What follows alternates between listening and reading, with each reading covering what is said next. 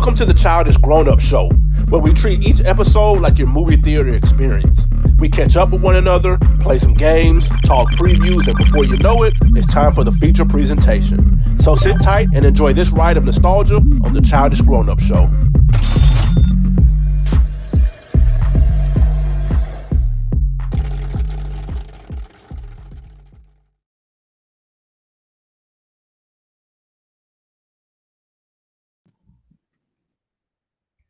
Welcome back to another episode of the Childish Grown-Up Show. Y'all know what y'all here for. It's your favorite day of the week to get your nostalgic fix. Y'all know what we talk about. Y'all know what we get into. But the biggest thing is to trigger the nostalgia, trigger a simpler time. And we do that through conversations and films. I am one of the hosts, Maurice Hunt III, a.k.a. Mo. I am here with both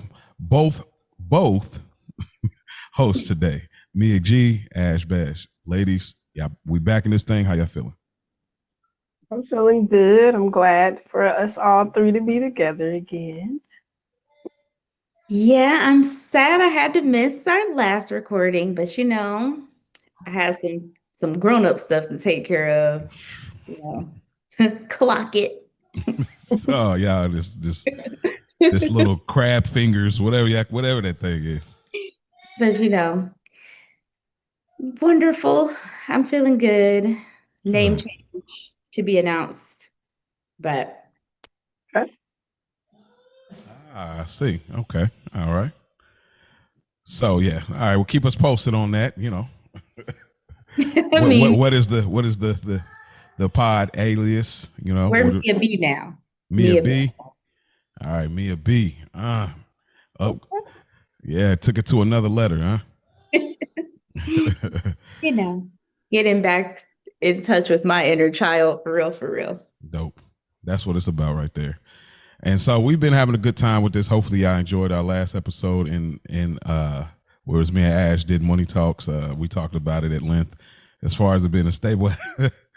had a really good time with that movie. Just so many places to take it, so many things to talk about. But that was a real fun review. It was almost as if we didn't even need to watch it. It was just that locked in for us. So had a real good time with that. Looking forward to today's episode. But before we get into today's episode, we got to acknowledge some Stoop kids. We got a new Stoop kid that has just joined us, Brad Hamilton. Shout out to Brad, joined us. He's a subscriber now. So we want to start acknowledging those Stoop kids that take a second to actually hit the button. You know what I'm saying? Hit the red button. So shout out to Brad. We also have a comment from a new listener. Now, this is an interesting one because this listener is, I believe her name is Ashley as well. That was a running joke. We never got her name right, but she came over from our Good Earners Reviewing the Sopranos podcast. So she came over somehow because she followed me on a few other feeds. And so she came over and she left a comment on our Money Talks episode. She says on Instagram, have just started the podcast and love it. I look forward to binging all of the episodes. Hey, come on now. Y'all feeling that? Somebody gonna binge our stuff. Like, come on. You can't get more fire than that. I love a good YouTube or podcast binge. Welcome and thank you. Absolutely. Shout out to you, Ashley. I mean, she's an Ashley. What can I say? I mean, come on now. What are you gonna do? She'll know Come that. on now. Also, I want to shout out, I ain't shout out in a while, but shout out to our big cousins. You know what I'm saying? The Kosher Garden, Ray P, Rich School. But I want to shout out even more, new to the family. Who the Asked You podcast with School and Rio. I want to say shout out to them brothers because for one, this recent episode they did 5 movies we love that people hate and 5 movies we hate that people love. Excellent episode. I want to give them credit and acknowledge them on air with our platform. And I also want to say shout out to Rio because he has been listening to our podcast.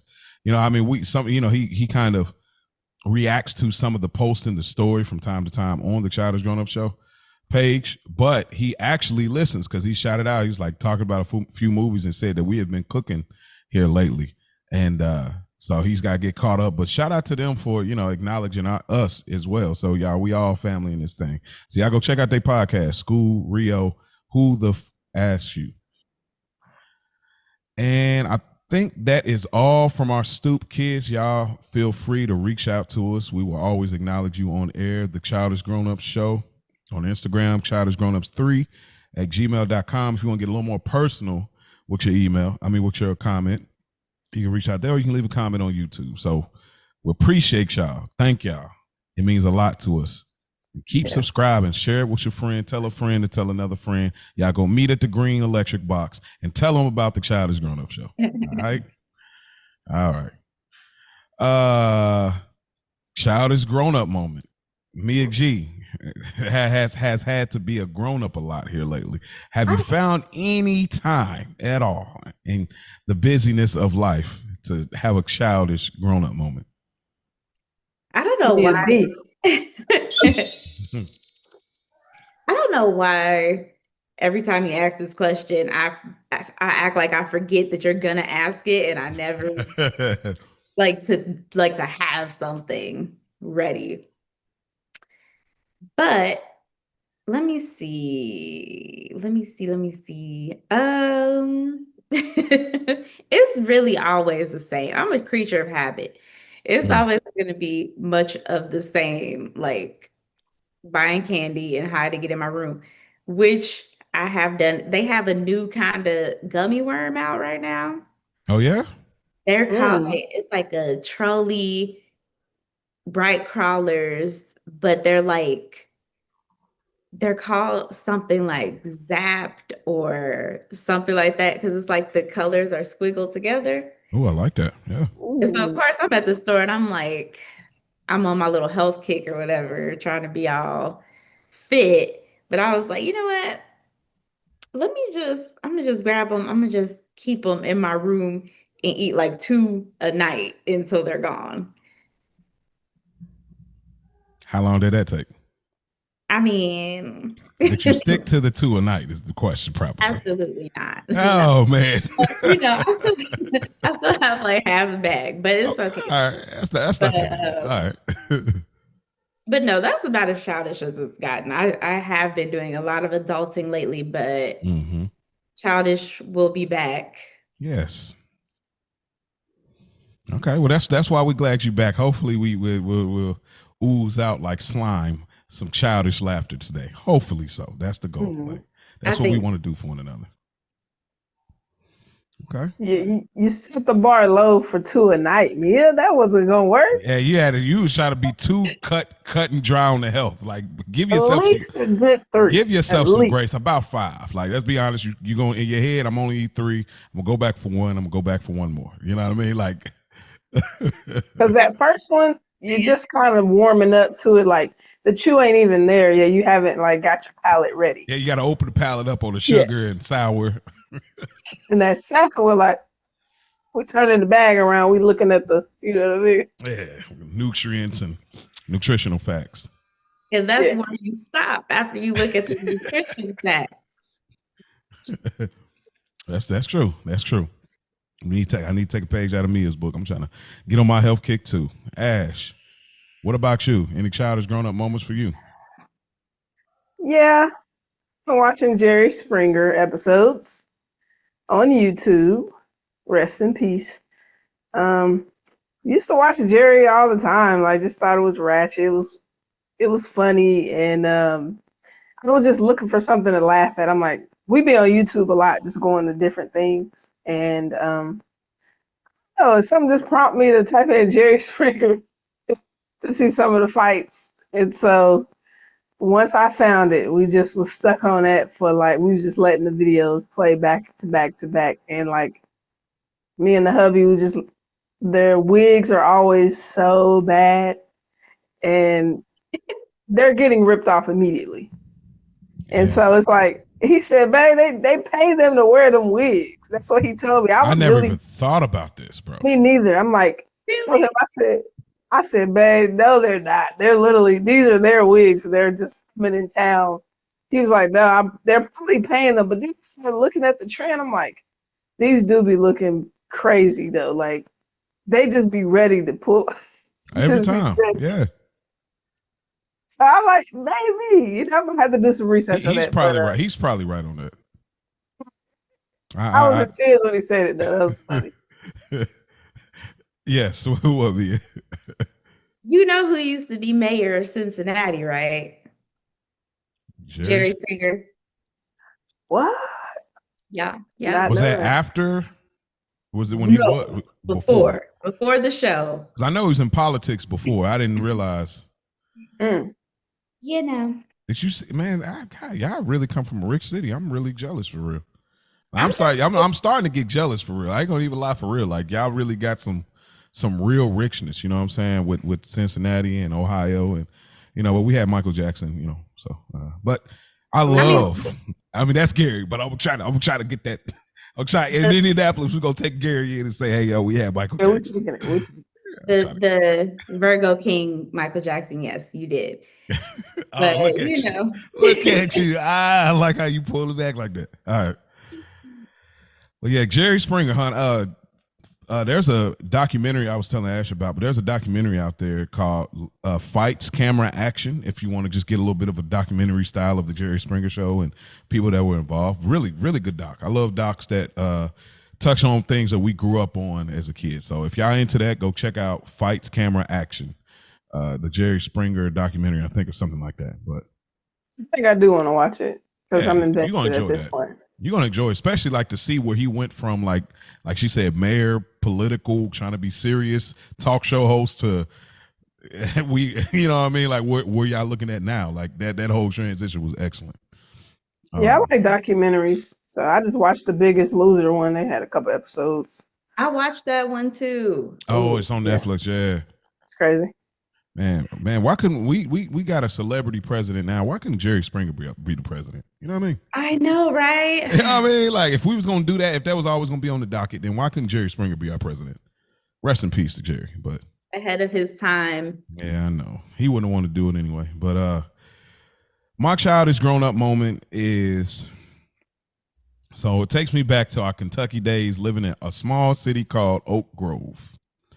And in this small city, this was during the time of LimeWire.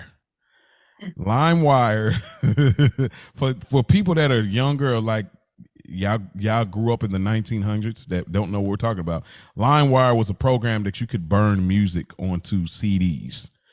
That were basically what it is. Like it wasn't no, I mean, there was MP3s and stuff, but even then, somehow you had to have a program to put the music, use the music to upload it on.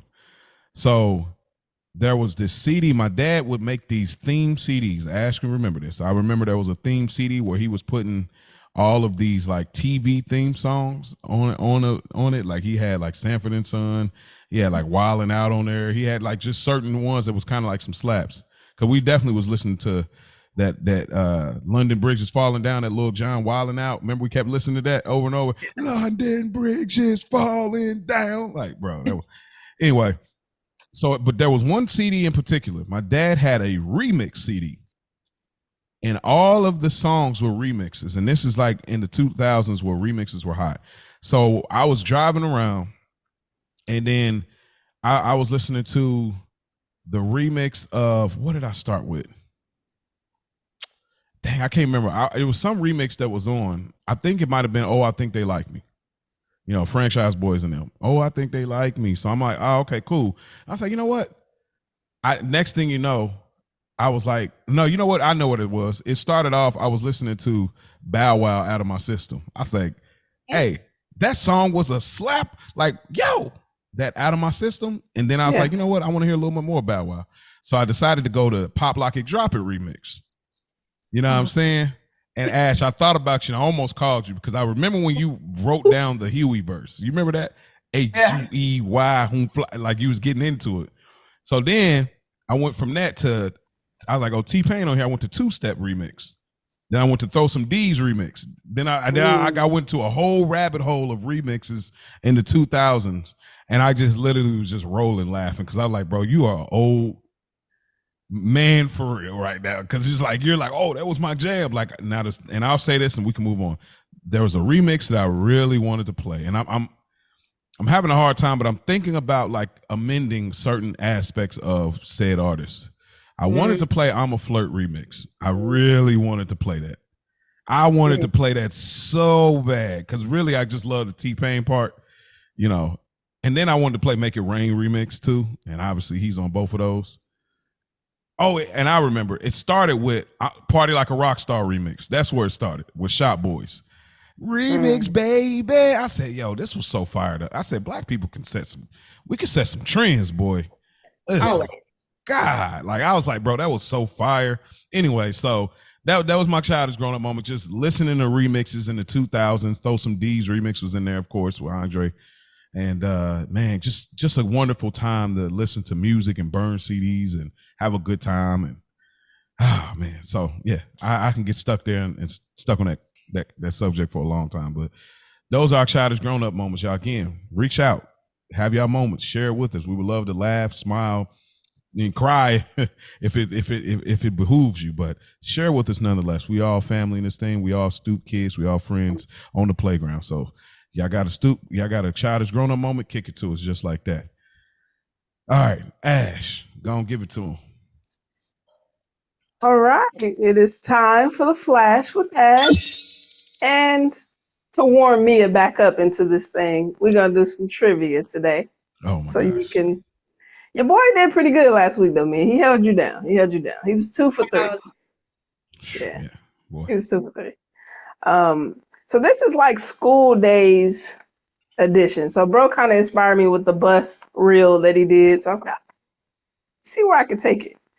So starting off, were you an inside seat bus rider or an outside seat bus rider? Ooh, that's a good question. I'm definitely outside. Outside bus rider. I mean, outside seat. Only time, like I said, only time I go on the inside is like, hey, yo, I'm on a mission. I'm going to sleep. You know, that's where you cool with it. You don't even know who's sitting with you. You just wake up and somebody's there by the time y'all get back to the school. So outside for sure. You just wanted to see what's going on. You might want to see the cute girl. You want to see what kind of Jordans this dude got on. You just want to see what's going on, who's getting on the bus. If there's a new kid after winter break. Yeah, all that. You just needed to see what's going on. So the outside having it. I was talking to my daughter about it. It's a funny thing, but I say that for another time. I won't be long-winded, but definitely outside seat for me.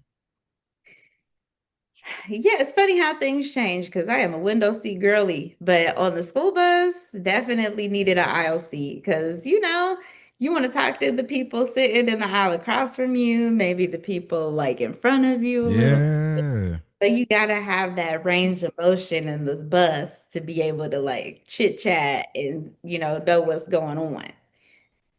You remember being on the inside and you wanted to holler at somebody? Like now you got to do the most. You got to stand up and look over, knowing that the monitor gonna tell you sit down, have a seat.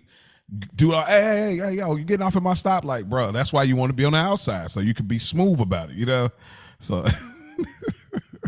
what about you? What about you? A girl for bro, always trying to holler at something. Hey, not that there's anything wrong with that. He's a Taurus. What does that mean? I'm a hetero. that's my husband is a Taurus as well, so that's just a part of it. Like, I mean, that's the whole reason. Like, you want to be good at hooping, you want to be fly, you want to get some girls, you want to be funny. It's a part of that's a part of life. Ain't nothing crazy. Oh no shade. Just throwing that out. That's all. No, that's all good. I ain't tripping. Outside as well. Mia got more thoughts. Look, I'm gonna keep outside. I mean, of course, I think I like both, but I would say outside because number one, I like to get off the bus when I'm ready to get off. I like to get on off. If I want to get breakfast in time, or hit different corners of the school, so I need to be able to get off of there. And just like you said, more range of motion, just movement. Like you ain't trapped in. So I'll go outside. Hey, sidebar, real quick. Mm-hmm. Me and my, I don't know if I told you. Remember, if I brought this back to you, Ash, but I said, bro, me and our cousins were so tight. We were sitting three to a seat voluntarily. Let that sink in. Go ahead. Like Josh was always on the end too, right? He always was on the end. Because he was like sick, turned Yeah, all because the way. he kind of like he's still rocking with because we tight like that, but he still want to be cool. Like we was okay with it, yeah, voluntarily. Like it was super. Anyway, all right, came a long way. So, did you have a lunch table crew, or were you a wanderer during lunch? I definitely had a crew, but it was like my group of friends, we all sat together, and then at our table, it would be other groups of friends that we were cool with. Like, we definitely had a specific, like, little area that we all gravitated towards at Okay. lunch. Yeah, I was not a wanderer at all. I'm in my same table. We at the same table. We know where to go every day. What if somebody sat at your table, like you got just enough seats for your crew, and y'all got there, somebody else was there? What that look like? That's a That good one. never happened because at my high school, everybody had their like area that they like went to. And we had a huge cafeteria. Like, I mean, really, really, really big. So there was never any room for error. Okay. But I mean, the only deviation is like we had this outside um little terrace called the like I can't remember because it's been so long. I think called the Commons. But we used to sometimes we would go outside and eat out there, but for the most part, we always sat at our same little table. And there was plenty of room. So if somebody else came about, there was probably going to be room at the table for them anyway. Like it was never going to be like a, excuse me, Just sit over there. you're sitting in my table. Like it wasn't like we were excluding people. People just kind of sat with who they were cool with. It wasn't like a you can't sit with us type of situation. Nah, y'all were lucky. Okay. The overwhelming pressure of finding when you're the new kid and you finally find a place to sit with a crew, but you're on the end. Like let's be very clear, you're on the end. Like you just got over the hump, and you're the new kid, and you find a lunch table to sit at with crew, and they cool with it. Like nobody's making a fuss, nobody's looking for their seat, and then the day you come in, and there's a person on the end of that lunch table, and all your people's already there, but you, because you had to go back and find your card, or you had to do something that held up your seat. And now the pressure of like, do I let it ride? And then you looking around like, you trying to play it. You're talking under your breath, hoping they hear you. Like, man, they ain't supposed to be sitting here. Like, cause you don't want confrontation. So it is like they already mid eat. You know what I mean? They mid meal already. Like they already in the chocolate milk, bro. Like pizza halfway ate, corn is scooped out, chocolate milk is popping. Now you got to figure out how to do it. Then you try to talk to yourself. Yeah, I'm just gonna sit over here today, but next time, like nobody can hear you. Nobody can hear you under your breath, but you try to save face. So I'm a crew person, but those awkward situations, I hate it because I just didn't know how to go about it. And I didn't have enough foundation with the table of people I was with. They knew I was there, but it was like, they not going to defend me. Like, hey, that's bro seat. I wasn't that like, so yeah. A crew as well. Had a little crew. We didn't have a set table, but we definitely sat together. If you finish early, you might dip out and see what's going on. But have you had a situation too where like I'm cool with some other people and then they want you to sit at their table today, and it's like, oh, I got my friends over here and they're more like introverted, and I'm like introverted too, but I can. You like omnivert? Yeah. Is that what that is? Yeah. I learned that recently. Omnivert. Oh, okay. Well, yeah, I'm in the middle, so I can kind of struggle. Yeah, that's a crazy situation. You're right. But yeah, You're I'm right. a crew girl as well. Didn't have that problem either because mostly everybody, we all like That close. like my little group of friends, we're like we were friends with other groups of friends and we kind of all sat in the same little area. And it just wasn't really a thing. Mm-hmm. So why do you tell us you grew up in segregation? What do you mean now? Yeah, I had perfect. Everybody was perfectly in their sections.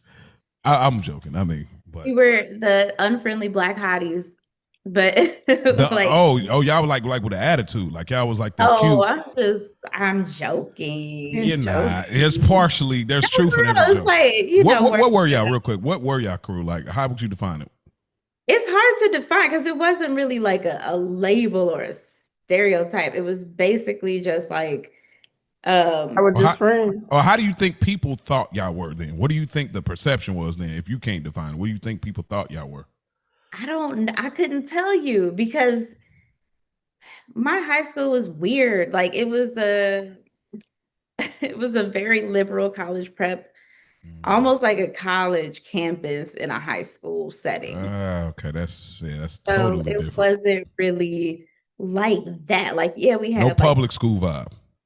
it was a public school for sure. Okay. And it gave public school, but it was more so like we had really rich white kids who went there. We had a lot of kids who weren't so well to do, had people who were just, working class. We had like group of like really popular white kids, but even like popular black kids who I was I would say I was popular, but I wasn't like the most popular girl, but in the scheme of things, I Then was people knew you, like you could pull up and they would know, like, oh, that's and like the popular black kids, we partied with the popular white kids. Like we all kind of had like we mixed and mingled a lot, but we still had our own little foundation. Like I had um like you would have like your friends who you were really close with, like my friends who came with me from elementary school into middle high school, and we would always sit together at lunch. And then I would have like my class friends who we all oh had a lot of the same classes together, and we would like hang sometimes out of school, or we would like always sit together in class. So it yeah, wasn't yeah. necessarily like, anybody was, there wasn't really like a label, I wouldn't say, Mhm. because even the people who weren't necessarily considered popular, who wouldn't sit at our table, you would still talk to them like in class or in the hallway, like you knew people. Nobody was really, See, I was pretty fluid. Like it was. yeah, it was just like very, everybody just did their thing. It wasn't like we don't talk to them or. Okay, yeah. Our high school was like when we was in Kentucky, it was like that. So yeah, I know what you mean. Or were you a plain Jane locker or were you decorating that thing? You Hmm. about to spawn this into a TGIF episode for real. This was Swear, like my This is best a work, whole guys. TGIF episode of like it is. the Wonder Years high school edition, right? Like, The Wanderer. right, yeah. Hey, put this somewhere because we need to come back to this. I was somewhere in the middle. I was a plain Jane Locker person or a plain Jake Locker person at first, but I was just like trying to like. You watched a lot of TV shows at the time, and that was a trend, and you wanted to like live that. You know what I'm saying? So I was like, how can I do that? So I might have had like maybe two pictures from a magazine, probably like Trish Stratus or something from wrestling, and somebody else, or I don't know. I had a backup T-shirt in my locker. I had cologne in my locker, and I probably had a jacket in my locker. Just so these are like things that were not necessarily elevate my locker, but these were like treating my locker like, yo, this is a place that I can utilize. And I think I might have had lotion or Vaseline in there or deodorant. It was one of the things because I know whatever it was, I had a bad day. Like that's how I always end up having stuff. It was too cold, so that's why I brought a jacket. I got orange juice on my T-shirt. That's why I had a backup. And I forgot to put deodorant on one time, and that's why all of these things from like having a bad day. So this is how I figured out what to put in my locker. So I'm mad just at it. yeah. So but yeah, I wish I would have decorated it more, but that was probably the basics of it. You know what I mean? Might have a roommate down in another hall. Like, yo, let me put my books over here. But yeah. Mhm. I was in the middle, like I would have a couple pictures in my locker. Like if me and my friends took pictures together, I would have pictures of us in my locker, but not like crazy decorated. It wasn't like what's it scrapbooked. Oh man, I yeah. always have like keep my gym clothes in my locker. Um like from, when we go to gym class and then we're, put them back in a locker, take them home at the end of the day. Um, Typically we'll have like a change of clothes just in case. Sometimes we would keep our book bags in there because we had, you go to your locker and get what you need. But we had like two separate buildings. So if you know you're going to be in that area where your locker is, you could, keep your book bag and books and stuff in there. But I wasn't like, it wasn't just bare. There was some pictures, but it wasn't like fully decorated because we changed lockers, like, where sometimes we had to share lockers with people. Yeah. So, I feel like I was plain Jane over here. I don't think that I had one single picture in No my B2K, like.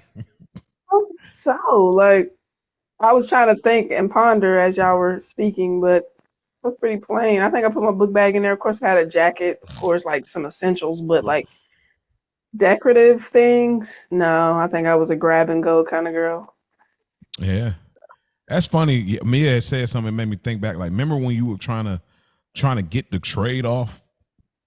Like when somebody has a locker that's like a better location, maybe because of your classes, maybe because of the bathroom, maybe like that was just you just made me think about something like, bro, how interesting was it to like, yo, I trade you, like, and then you had to go through the transaction and like exchange locker codes and like, okay, hey, try that, hey, this ain't working, like, or yeah, let a friend of yours use your locker if their locker was far. yeah, Class is like, oh yeah, you can use my locker. Keep some of your stuff in my locker. yeah. That was Or some cool. missing that combination. Then you have to go all the way around at zero again, and just, man, that's what I'm saying. It's so you don't get nostalgic, that, bro. Like that. you gotta go back. Wasn't it satisfying to unlock it though? When you hit the you got it. That's so satisfying, bro. And mud keep turning. You already know. We had to have our own locks, like bring them to school. Oh, what? Would y'all stop? Got that money. Definitely had that money. Gotta get the whole lock. That's on the supply list. Get an actual. Have a combination lock for your locker. It's crazy. Oh man, so you never actually twist one of those ever? No, we never had like locks that had locks on them. We always had to get a lock. Man, we gotta figure out.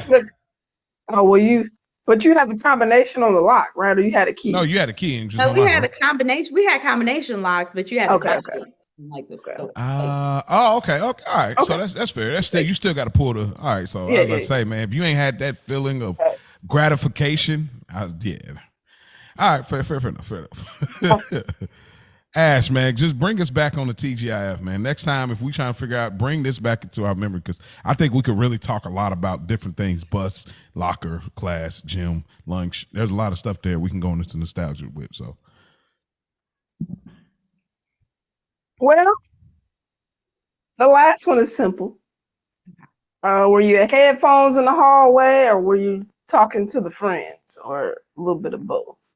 I can start. Well, it's both, really. Like, I feel like music was so important at that time, like, because you can still talk and have your headphones in. I don't feel like I didn't have something in my ear, especially on the initial off the bus. You know what I mean? Yeah, stay in the middle. I feel like I was always talking to somebody. I feel like I didn't have enough time to listen to anything in between classes, and I was always with somebody. Like there was always somebody there. Yeah. There was never like a moment where I'm really gonna like be able to listen to anything. Yeah, like early morning, like Ash, as we've talked about, me and her used to hang in the commons in the morning off the bus. Funny thing is, with the headphones, like having an MP3 player, because for those that didn't have that money to have a Zoom, what was it, the Zemo, or what was it, or the The The what you remember it was rivaling iPod. It started with a Z or something like that. It had the dope touchscreen. I send it to you. We be watching 90s like discontinued items all the time, and so I'm just always looking at stuff like that. And anyway, but we had an MP3 player, whatever. And yeah, coming in, like there was a song for pulling up, there was a song walking into the building, and there's a song like get to it, like literally like, and then after that, for the rest of the day, talking to people.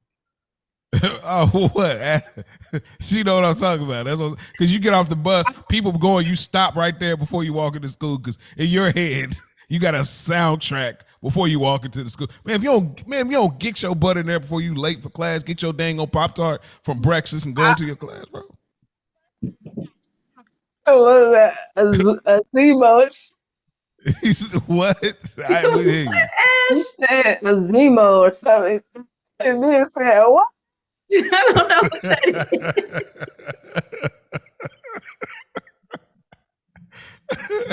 I'm gonna find it and throw it in the chat. I don't know. It's super dope though. Like it was a dope touch screen that was the rival to iPod. But that's see that's what I'm saying. It'd be subtle stuff like how Mia don't even be trying to be funny. It'd be like subtle stuff that just be hilarious, dude. But yeah, definitely, I'm more of a talk to somebody in the hallway type of dude. And music was like, it's too much. Like you got to get the headphones, plug it in, find the song. It was like, nah, too much. Well, she take it down. Maybe You're crazy. But that's it for the flash for that. Yeah, it was a Microsoft. I'll throw it in the chat, but it was a Microsoft product. Really, I think it was Microsoft Zen. But I'll throw it in the chat though. It was definitely one of the best devices to rival iPod or whatever. But there was a lot of knockoffs that happened in that era. But anyway, I didn't even. I had the little Nano, the little iPod Nano. Mm-hmm. Hey, now people that had the big joint, they really had money. You know what I'm talking about with the mirror back. I had this like the Nano. Yeah. What about, was there a difference? Was it just a gigabyte thing, like the tall Nano versus the skinny? No, I have no idea. Because I had the small Nano too. Like I think I bought it off somebody in school. I didn't go or I might have maybe bought it at a used cell phone place. I had a little rose gold little Nano. My mom bought me. But yeah. Yeah, no doubt. I think if I ever had a regular iPod, but I don't think I did. I think I had my little Nano, which was super. First of all, it was not an easy use. No, it wasn't. It wasn't. Remember you figured it out though? You remember when you actually figured out, I'm here. Here's how I get there, bruh. But yeah, I'm like, okay. I was glad when there were advancements. Yes. So yeah, it was called the Zune. I'm about to throw it in the chat, but yeah, it was called. Yeah, check that out for those that listen. Check out the Microsoft Zune, the Zune player. Like it was legit a good device, but it just for whatever reason they couldn't rival Apple, like most things can't these days. But you said that's it, Ash. That's all you got for us today. That's all I got today for the flash for that. All right. Well, we appreciate that. We got Mia G back, so I don't have to do the deep dives because she's here to do what she does best. Take us back in time by pulling that lever and putting us in a time machine and taking us back to the film we're reviewing today. Mia G, you in control. Mia B. Mia B. Mia B. It'll come with time. Beezy. You know what I'm saying? Beezy in the building. That's what I'm. Oh, Lord. Oh, no. Beezy. Okay. My bad. We are going back to 1995, and we are going to be talking about Batman Forever. Batman must battle a former district attorney, Harvey Dent, who is now Two-Face, and Edward Nygma, the Riddler, with help from an amorous psychologist, and a young circus acrobat who becomes his sidekick, Robin. So for 1995, this cast may not have been as big as they are now, but we have a star-studded cast with this film.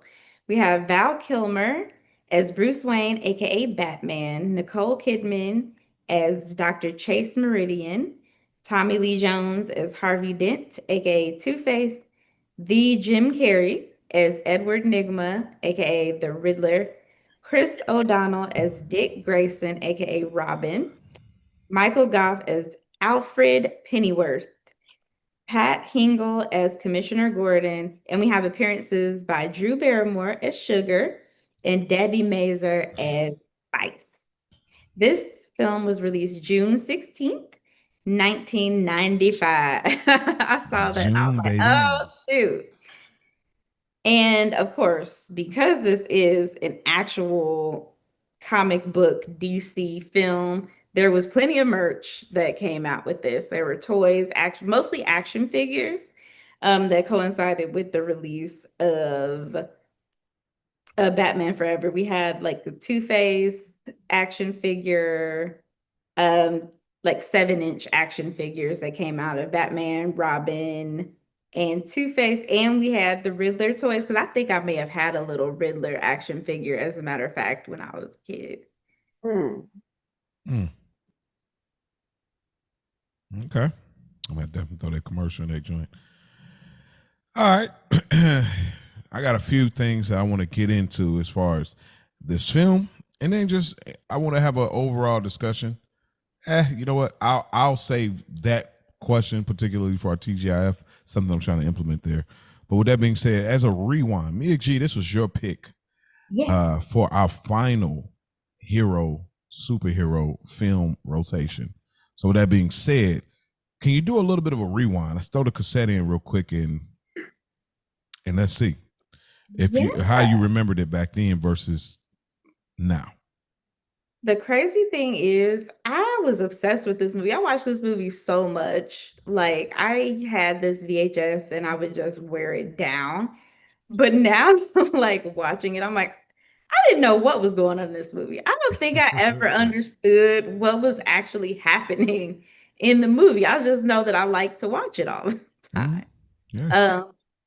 I probably started watching it around the time I want to say like 6 or 7, because at 5, I don't think I would have really been all that interested in it. But as I got older, I think maybe like 7 is when I really like got it and started watching it.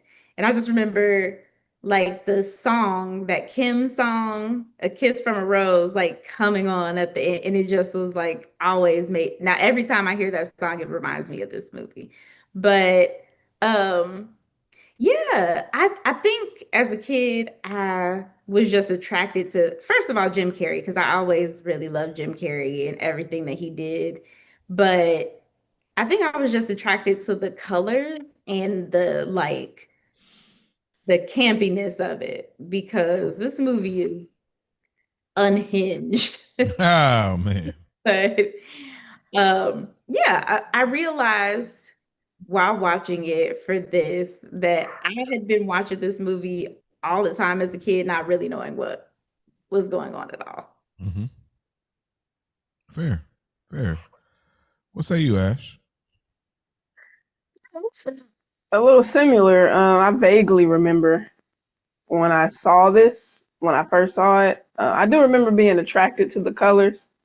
And I think that's what drew me in. Obviously, Jim Carrey's in there. And Batman was always my favorite superhero. Okay. He was always my favorite. And of course, I played the Batman video games. Like, I just thought he was I remember you had the badass. Arkham joint on Xbox. Yeah. Oh, yeah. And it wasn't easy either. That game was starting to get hard. But just being excited to see Batman, as he was my favorite. And then the colors drew me to this movie. But I think it's about all I remember, honestly. So it kind of felt more so like a first watching it this time around, because I didn't really remember what was going on. I just knew it was Batman and had to see it, so. Yeah, well, no doubt. For me, this is one that I feel like we seen in theaters, or maybe it was Batman and Robin. Either one of these Mm-hmm. between, because Batman and Robin came in after this, and obviously it was a recast, and we'll get into that a little bit. But I for sure remember seeing this on the big screen. Something about I felt like we seen in the big screen, but maybe it was at the dollar movie. You know what I mean? Like maybe it wasn't at the time of '95, but maybe I know everybody at one point had a dollar movie theater, so maybe this was at a dollar movie theater when we were a little older or something. But uh, I remember how good this looked, as well as how dark the visual is and was, and also I remember not being able to process that Jim Carrey and the Riddler were the same for some reason. Like, I remember that back then. Like I don't know why it was just I don't know. It just wasn't connected for me as a little kid or however old I was. But he did such a good job, and so. But this time around, it was again, it had that '90s magic. It had that '90s lore, and the thing that works really well in '90s movies when they can stay rooted in reality and not a lot of special effects. And that's funny coming from me, knowing that I picked a movie, The Matrix, that has a lot of special effects. But sometimes in certain movies, especially a Batman that doesn't have any superpowers, it really works well because it feels like this could exist. That's the thing about the interest in Batman and even Green Arrow is like they don't have superpowers, but you feel that they could absolutely exist. So with that being said, we'll get into like an overall discussion and we'll just kind of flow from wherever. Because I mean, these are hero movies, so spoiler alert, there's not a lot of depth and substance. So don't look for that. I think all three of us know that that's not here. And even Hancock. And the only reason, like with Matrix, it really is not a super. People don't classify it as a superhero movie. I kind of use the cheat code there, but nobody would actually classify as that. But if I show something else, we'd be in the same boat. So it's whatever. But I wanted to start off with this. How do y'all rank these 4 Batman movies? And I just want to take place within this kind of era relatively. So there's the Batman that came out in 1989, which the lead is Michael Keaton as right? Batman and Jack Nicholson as the Joker. It Right. came out in 1989. Batman Returns, which is also Michael Keaton as Batman, Danny DeVito as the Penguin, and Michelle Pfeiffer as Catwoman. This movie, of course, Batman Forever in '95, the recast, Val Kilmer as Batman, Tommy Lee Jones as Two-Face, Jim Carrey as the Riddler, and Chris O'Donnell as Robin. And lastly, Batman and Robin in 1997. They recast Batman but kept the same Robin. George Clooney as Batman, Chris O'Donnell as Robin, Arnold Schwarzenegger as Mr. Freeze, and Uma Thurman as Poison Ivy. So there's 4 Batmans: Batman Returns, Batman Forever, and Batman and Robin. 89, 92, 95, 97. How would y'all rank these? It's kind of tough because I don't remember too much like in each. It's just been so long since I've really watched a Batman movie. But I want to go Batman and Robin for my number 1. Okay. Was that Clooney. Christian Bale or No. That's when we get later into 2000. This is George Clooney. And here's what I do. If you want to pull it up on IMDb, they got screenshots. They got a little trailer. If it could, bring back the memory a little bit, because I've got the advantage of actually kind of seeing the trailers and kind of reminiscing a little bit. So I could take lead, and y'all can kind of maybe look at the screenshots and see if anything comes back to your memory. So with that being said, number 1, I'm going Batman, the 1989 one, actually, with Michael Keaton and Jack Nicholson. Jack Nicholson did such an excellent job as the Joker. I feel like it really laid the blueprint for Christian Bale and I'm trying to see. Can y'all help me? Heath Ledger's Joker. Yes, Oh Heath yeah. Ledger's Joker. I feel like Jack Nicholson laid a great foundation for the Joker. So I got to go Batman, the 1989 one, and plus, I mean the iconic just Batman logo on the VHS tape, the slide joint, really good. The black and gold. Number two, I would probably go. I'll probably go this movie.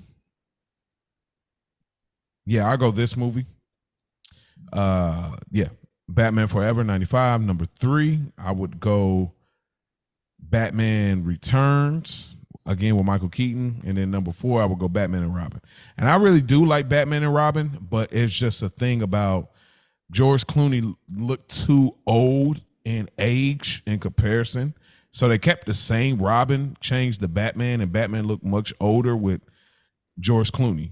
And so, and they played it up in the script. And then they kind of had too many villains. And that might be kind of a similar thing in this movie. But I did like Arnold Schwarzenegger as Mr. Freeze and Uma Thurman as Poison Ivy. That's another story. What say y'all? Do y'all got a listing, or even if y'all can't rank it, what would y'all say is the number one? Okay, I'm trying. Okay. So for me, for just like for entertainment value, because I haven't seen a lot of these in a really long time. Like I hadn't seen this one in a really long time, so I can't necessarily remember the story enough to say which story I like better. So I think I'm gonna have to go with Batman and Robin as my number one. I'm gonna go with I ain't mad at that. I'm going off of just memory, like what I remember of each one. I'll have to say maybe Batman Returns as number two, Batman Forever is number three, and then Batman is number four, just because I don't remember as much of it. Like I don't remember it. Dang, the Joker, man, that I Jack know, but Nicholson I don't Joker. remember. I understand, Like man. that came out the year before I was born. So I'm like, I don't even remember. I think I may have seen it once or like I don't think I've watched it much to really know. That's fair. But let's just talk about George Clooney and how he did briefly go to the University of Cincinnati and wanted to play for the Reds in Look at Cincinnati. her getting it all. He went to school briefly in Mason, which is a suburb of Cincinnati. Get it off. Get it off. I like it. Hey, listen, now we got to start doing our deep Indianapolis facts. You know what I'm Made saying? me get in that Yeah, research. we're gonna have to get in that duffel real quick. You know, Cincinnatians are Cincinnati historians by nature. We just know. That's true. That is very true. I've started to notice that real quick. Ash, what about you with the Batman movies, the four? Yeah, so like I said, it's pretty vague over here, but I'm gonna go say Batman Returns as number one, Batman number two, Batman Forever, and then Batman and Robin. Okay, fair enough. Yeah. All right. My next question: who did a better job as a villain, Tommy Lee Jones or Jim Carrey? Because this was like way left for both of them, very established at this point. I gotta give it to Tommy Lee, man. Like I've never, because this Jim is Jim, so it's like he's so obnoxious. I can't even put anything that he wouldn't do. So I gotta go Tommy because I just never would have imagined he would have taken a role like this. It was just way left from what I've seen him do. So I gotta go Tommy. You know what? I think as much as I love Jim Carrey as the Riddler, I also have to go with Tommy Lee Jones as Two-Face. Like I love his take on it. It was just so I keep using this word, but there's no other word to describe anything in this movie other than campy. It's so campy. Like the makeup is just over the top and cartoonish. And he's just like the way he talked, like and his mannerisms was just like So good. yeah, it was just it's so unhinged. Like I was like, okay. I remember even though I didn't know what was really going on, I remember being super entertained by him as Two-Face. Mm-hmm. And then they always were showing his good side. Yeah, like I And love then the flip real deep Yeah. contrast between each side and how he had like the two girls, like Mm-hmm. one for each side. So I don't know. I think there was more entertainment quality in his character. I really do like Jim Carrey as Riddler, but I like Tommy Lee Jones. That costume for Riddler though, like, what Jim. See, Yeah. that's what makes it challenging. I went back and forth a lot throughout this film, and the tricky part of it is kind of they leave you where this is the main villain. Like at some point, they make it a very distinction, and who's the main villain and who's the partner, to the villain. So that kind of it makes it hard with that narrative. However,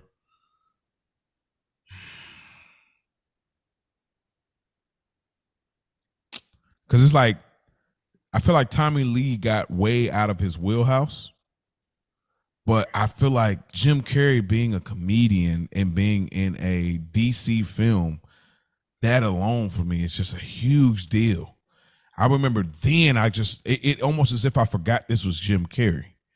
Like that's how well I thought he Really? did. Yeah, absolutely. Because I just didn't I didn't look at him like Jim Carrey, like, oh, this is Ace Ventura or The Mask, or I remember just looking at him like this is just a different kind of character. He had the glasses, he was extra nerdy, then he had the outfit on, the red hair, the wig, all that. Even at the end, how he looked, just pitiful. I just didn't think of it. And it's like, man, this dude is really good, and he's very villainous, So for me, I guess I'll go. I had to go Jim Carrey, and again, Tommy Lee did as well. But I feel like he's Jim Carrey's an actor. He's an actor, but Tommy Lee is an actor through and through. Jim Carrey is a comedian turned actor, and to get it off like he did, I got to give it to him. You know what I mean? He did his thing for sure. Yeah, He was very Jim though. It's just Very very Jim. that's true. That's true. But there was still this weird. I don't want to say there's a term for it, but I don't know. But there's this like weird, like it's like I don't know what the term is, so y'all forgive me. But like when like somebody is like sexual in like a weird way where you don't know what's going on. There's a term. No, it ain't flamboyant. It's some other term for it, and I don't know what it is. But he was doing that thing, and for me, that's what pushed it over. It's like I don't know what he's tapping into, but I've seen this before and met somebody like this before, and it's like to tap into that. And I don't know if that was intentional because it was like on some Stan type vibes, like with Bruce Wayne, but yet and still, like literally Stan from Eminem. Like I'm just saying we could be together. Like you know what I mean? Like that whole weird thing. Like oh we can't be together. Man, F you. Like that weird dichotomy of it. So there's a term for it, but I don't know. I'm not familiar. But he was doing that, which was interesting to me. That kind of pushed it over just Jim for me. That outfit didn't do any justice for Jim. That's He's very confident, but ain't nothing going on. Ain't nothing going on. Please. It's like, yo. One thing about Ash, she gonna say something about them. Y'all be getting on me. Y'all be on me. Like, hey, all my good earner people that listen to the pod, flood Ash, man. Because people always she gonna comment on the package. Hey, the package, like, is it in order or not? Like, because people get on me all the time. Like, that's a Moism at this point. And everything I pod, they're like, I'm surprised Mo didn't call out the fact that, like, they do this to me all the time. Because I was like, all right, I'm about to start zipping it up. Because people that created a narrative off me, like, on some. You have that outfit, there's no way I'm not going to look. Well, he probably was, like, he could have been trying to conceal. He could have been trying to really conceal, like, because kids are going to see this movie. Superman, I mean, you don't see what Superman packing. Here's the thing, though. This is a little bit sensual for a kid's movie. It is. Like, absolutely. I was like, oh. they're a little they They are took it there. there's a lot of innuendo. Mhm. It is. Another question I wanted to ask, because what I realized, and I was gonna bring it up on the TGIF, maybe come in here, maybe come in there, who knows? We'll flow how it goes. But my next question was like, what superhero movies? Because I'll be transparent with our stoop kids, those that are listening. I realized in this rotation, because this was kind of something I brought to both Mia and Ash as like a rotation. Like, oh, this be cool. But I realized pretty quickly, I was like, I probably won't do this rotation again because superhero movies don't service like the depth that we kind of give films, in a sense. Go ahead. Go ahead. I was gonna say it depends, and that's like for example, if you were to go with because I was struggling and because I kind of felt like we won't do this particular a superhero movie might come up in like a dealer's choice type of situation. That's true. That's true. But like I was thinking like if I would have picked like The Dark Knight, there are a lot of Okay. themes to like pick in a Dark Knight type of movie. Okay. But if we're going like with the nostalgic, I guess Meteor Man, maybe. yeah, but like if we're going with like the old school superhero movies that were really just superhero movies, like this, Mm-hmm. you're right. There's not a lot of there's not a lot of depth in those. They've amped it up these days. With Spider-Man, do you think in our OG Tobey Maguire Spider-Man, is there depth there? No. No? Mm-mm. Okay. Not like, well, I mean, I guess you could say there's depth in the like the um Cause I'm His trying to uncle figure. died. Yeah, his Reed, uncle died, but I mean, again, Bruce Wayne's but parents died. The Ozzy, the Ozzy joint, like is I don't know. I'm just not the way that we talk about most films. I mean, you could find it probably, but yeah, it's not gonna jump out at you like yeah, you talk about Harry and Mr. Oz, the dad, like their relationship, I guess, or like Oscorp, yeah, her upbringing, but you gotta dig for it a little bit. Like it's not, they don't go into it. yeah. And that's kind of what I had noticed because I said all that to say, if y'all can think of one, sure. If not, we can keep it moving. But what superhero movie comes to mind when you think about depth? Like, I mean, obviously we've already talked about Hancock. We talked about The Matrix. Is it a superhero movie? Whatever. And now we're about to talk about Batman Forever. But is there any movie, and if we can come out of like kind of our era timeline, because I mean, obviously, I'll just say obviously we already know Black Panther is there, so we can just lay that out there. We already know. But is there anything? I mean, I'm sure we can all pull something up. But is there any superhero movie that comes to mind when you think about depth? Because if there is, maybe this could be a rotation again sometime in the future, not like recent future, but like, but it was just something I had noticed, and I was like, maybe I did looking at it like, is it worth that? So, anything Logan had popped up. you know what? Now I did not think I forgot all about X-Men. That's my guy. Hey, that Logan movie was good. Yeah. We was really hot about him dying for real. Yeah. Oh, okay. I like that, yeah. Logan. It's like there's some. I ain't gonna say there's some depth with Blade. But there is like a little bit. There's some talking points there. Damn, it's really scarce. Yeah, it's really scarce. I would say The Dark Knight. Dark Knight, okay. Of course, Black Panther and Wakanda Forever.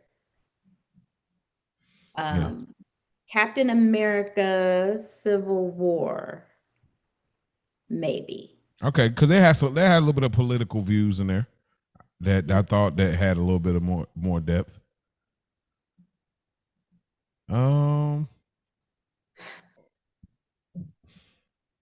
I'm pretty sure Kick-Ass probably has something there. I ain't seen it in a while, but I'm pretty sure that's probably something there. You know what? I'm about to say Andrew Lincoln. The actor, his name is Andrew, but you remember right before we got to the newest Spider-Man with the trilogy, the No Way Home, you know, that whole thing. The one right before when they revamped Spider-Man after Tobey with the actor that played Spider-Man. Andrew Garfield? Andrew Garfield. There was some real depth in his emotion. I don't know why they went away from him, and I really didn't like the fact that they went away from him because like he had me dang near ready to cry because the depth that he carried as Peter Parker. So I'll probably say something like that, like the Andrew Garfield, both those, but specifically probably the first one, or maybe it was the second one. I can't remember. It's been a while, but like yeah. So lastly, Mia had alluded to something just a moment ago, and it's ironic that it lines up with these notes. The way Dr. Chase wants Batman. Do y'all feel it's a little kinky? Do y'all feel like did y'all gather kinky vibes at all? Of course, yeah. Okay. All right. Not trying to make an emoism, but I was just like, man, she really like going for it. You know what I mean? She was definitely coming on strong. I was like, dang, girl. Boy. Early. The big black bat. Nicole definitely had the sultry down. I was like, wait a minute. Hey, listen, I didn't Okay, girl. I didn't remember how fine she was, to be honest. Like I completely forgot. I've seen her as of late, and I'm looking at her, I'm like, she must have played in something, but I don't remember. But that name Nicole Kidman. And then when I seen her here, I was like, dang, you got it. I just didn't recognize her right away either. I thought that was the chick from Clueless. Alicia Silverstone? On the quick glance, I was like, it's chick from Clueless. You know what? That's not that far fetched. Outside of the hair, that's not that far fetched. Young Nicole Kidman does look a lot different than she does now. Absolutely. Because I had to actually I was like, is that Nicole Kidman? That's Nicole Kidman. She do look different. She looks a lot different now than she did when she was younger. I'm watching a show now that she's in called Big Little Lies. It's on HBO Max if y'all haven't seen it. And I think she played in another show that was a little bit more recent. It was like Lioness.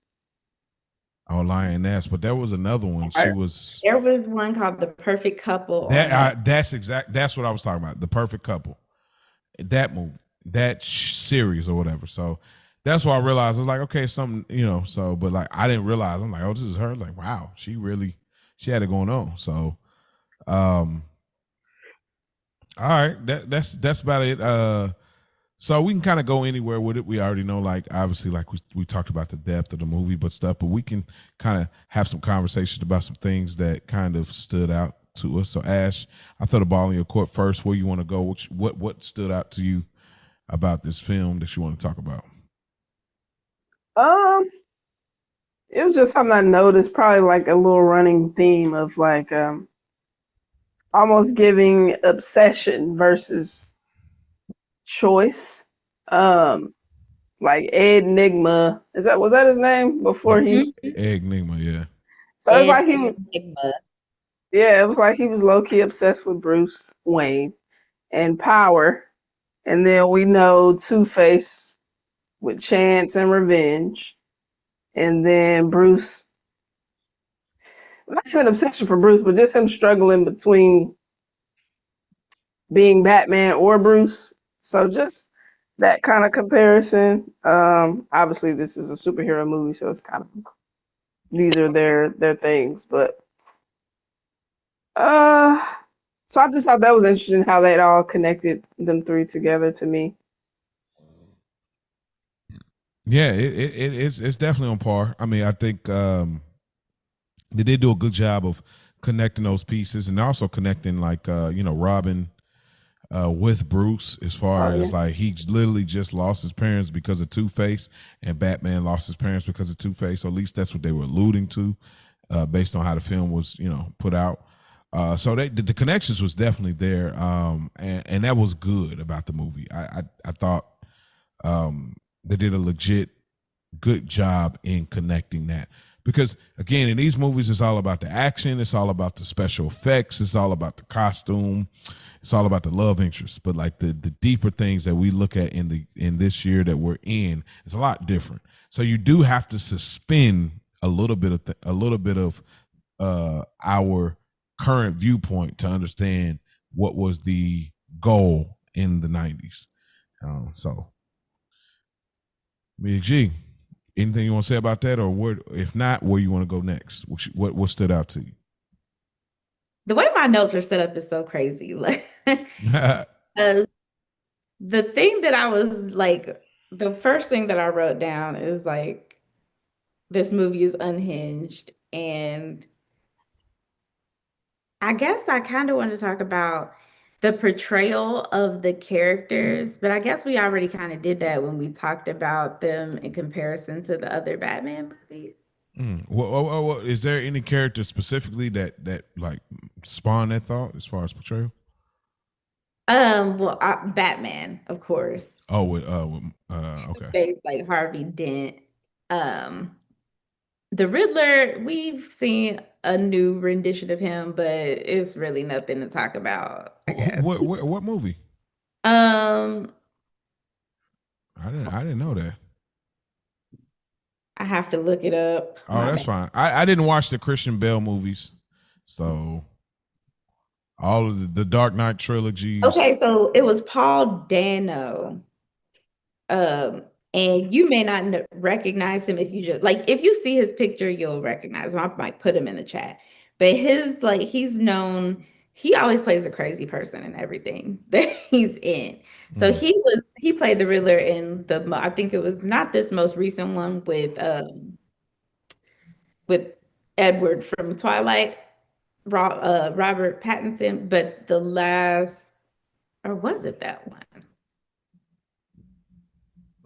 Anyway, he played the Riddler, so we have another rendition, but it's not like as well known. So I don't think you would know it to like compare it. I'm looking it up now. I don't really. He look a little different than.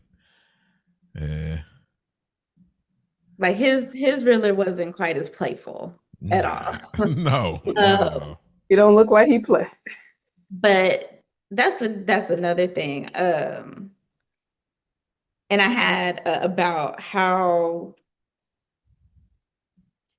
campy this movie is in comparison to other superhero movies. Campy. Like, what do you mean? Like the tone of it is very animated in a real way. Like Absolutely. Theatrical. It's kind of like being dropped into a comic book. Yep. Where they don't try to make it too realistic, but they have real people playing the parts. Like you spot on. That's exactly what I'm feeling. And so that was something I had in my notes. And then I had basically like Jim Carrey as the Riddler and Batman's backstory and Dr. Chase Meridian. When you said the comic book, like the initial scene when we do get Batman and he's trying to save the guy and they're inside of a, I don't know, a safe or something, and it's filling up with poison or whatever it was. It's like it was all this, and he was the way he even was vocalizing, like, "Oh, my glasses, I can't see." It's like this is very comic bookish, And so when you said the sound effect of the hits, it's very boom. Like, yeah, like you hit it on the nose when you said it, because that's exactly what I was feeling just throughout the movie. It's very comic bookish, and that fits for the 90s because they're doing this thing where like in the 70s, 80s, where they had a Batman series and stuff, it was a little bit more comic booky, less unrealistic. But it seems like they're trying to stay true to a little bit of the foundation of the visual version of it, but also try to create a realistic raw vibe of the 90s. So it's a mixture going on, which is probably where the challenge in the movie is at this age at moments, is because of that. But we have context, so we can still enjoy it. But some people may not enjoy it as much because they don't have that type of context. But I have, speaking of Jim Carrey, Edwin Nigma works for Wayne Enterprise, and he has an idea about a brainwave manipulation. And Bruce seemed to be interested in it, or was he not? That was kind of a hard read for me. But then Ed missed out because he needed an answer now. And I thought that was just funny, just in general when we talk about, I ain't gonna use that. I ain't gonna use the quote I was gonna use. That wouldn't work. But sometimes just talking too much. That's the PG version. I'm gonna put it. Sometimes you just talk too much, don't let it marinate. And he kind of talked himself out of an investment from Wayne Enterprise to be able to do the thing he does. But he perseveres to figure out how to still do it in a villainous way. So Edwin Nigma, again, he's the Stan of this movie. Mm-hmm. So yeah, Ash. Yeah, I was kind of right with you. It was because I was like, why did he flip the way he presented it to Bruce? It did seem like he was interested, and then it just kind of turned into him, So I didn't get a good read on his reaction either. Like, seemed like he was kind of into it or intrigued about it, but I guess he rejected it in that moment, and so Ed didn't like that. Took matters into his own hands. And you murder your boss, and talking about there was a letter on your desk, and it's all kind of crazy. Man got the AI already, boy. Hey, AI. Got the AI in the 90s, dude. It's crazy. Talking about it matches his handwriting and doing the most. Man. It kind of looked to me like Bruce was trying to let him down easy, but then when he pressed it, he was like, yeah, it's going to be a no. Okay. It's a no for me, dog. Fair. All right. So.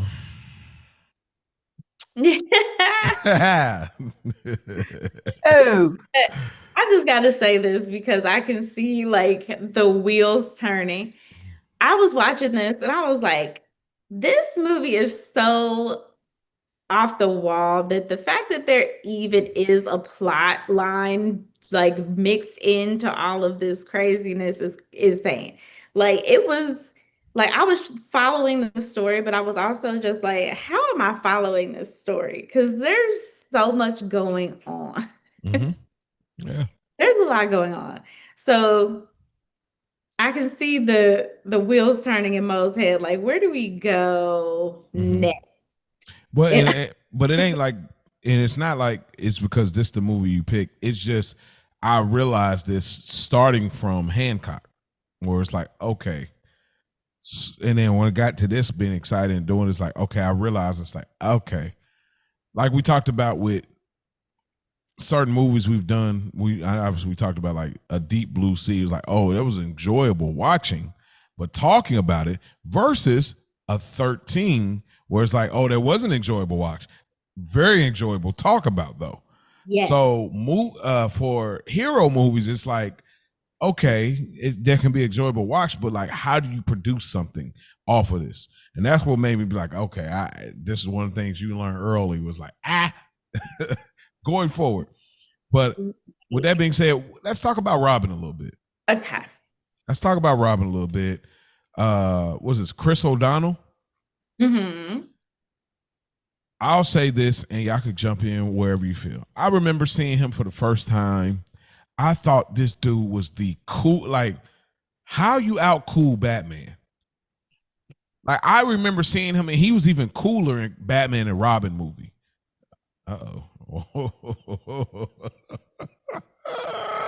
Oh, you feeling it, huh? You thought I was feeling it? He was so cute. He had the little buzz cut, had the little green arrow cut. Yeah, the Chad Michael Murray. Michael Murray. The little low cut, little buzz. Yeah. He was real cute and acrobatic. He was like a little bad boy, little rebellious. Yeah. Mm-hmm. That was spot on in the 90s. Yeah, he was getting that like Robin never been this fly. Let's be clear. And it's funny, he did mention he was trying to figure out a name, and I can't remember one of the names, but one of the names, if he said two names, one of the names he said was Nightwing, which if people are comic book fans, I'm not, but Nightwing was one of the original Robin aliases. So, but him playing Robin, Robin ain't never been that cool until, to me, this movie. Robin was cooler than Batman, which threw me off. I'm like, how y'all let him be cooler than Batman? Straight up. Because the Robin in those old ping, pow, punch, kick, those 70s, 80s real life depictions and comic book animations, Robin ain't never been nowhere near cool as Batman. But man, in this movie, so what are y'all thoughts on the origin? We get a little bit more of his origin, more so than Bruce Wayne. We do get a little bit of Bruce Wayne's origin with the Bat and his family, but we get more origin with Robin in regards to him and his family being, in acrobatics. I don't know the actual term for it, but they obviously circus acrobatics, and Two-Face get on some real gangster time and pretty much hold them up. And he ended up literally losing his family on the job. What are y'all thoughts? You can go, Mia. So this was one thing that I did remember very vividly from watching it as a kid, knowing that, his family passed in that scene and he was all alone. Now, I will say, tonally, I don't know that I like how this movie handled that, because, and maybe it's just because they, pacing wise, it had to move pretty fast after that point, because this movie's way longer than I remembered it being. I was like, this movie 2 hours long? Hold on now. I didn't remember that. But I mean, I think, of course, it's a good way with Two-Face being the culprit to put him, like you said, Mo, to put him and Batman in the same space with the same motivations to get that going. I just don't know if I liked how the movie handled it tonally. His reaction to his family passing just seemed a little flat. And the way that he was carrying on afterwards, stealing the Batmobile and just wanting to get into all the action, it seemed a little bit off to me. But I guess that's just the nature of comic book film in the 90s anyway. So I appreciate the backstory to progress the plot, but I don't necessarily like the way it was handled tone-wise. Yeah, that's fair. I remember as a kid, it was heartbreaking. It felt heavy, as a kid. Watching watching it this time, it just didn't resonate, bro. Especially we're going to take you in, kind of subtly adopt you type vibe from Bruce Wayne. It's bruh, Bruce Wayne don't even look like he could be old enough to we'll get to that in a later section. But it felt super limp, pause if necessary, but it felt limp. It was I was gonna say it fell flat. But it's just that's exactly Jim, that outfit. Hey, you ain't gonna let the question mark kink go away, man. Come on, man. Hey, he trying to do something new, you know what I'm saying? But other than that, I still like Robin. I did like the mansion scenes where he was flipping off of the what is it? What I don't know why it's not coming to me right now. Chandelier.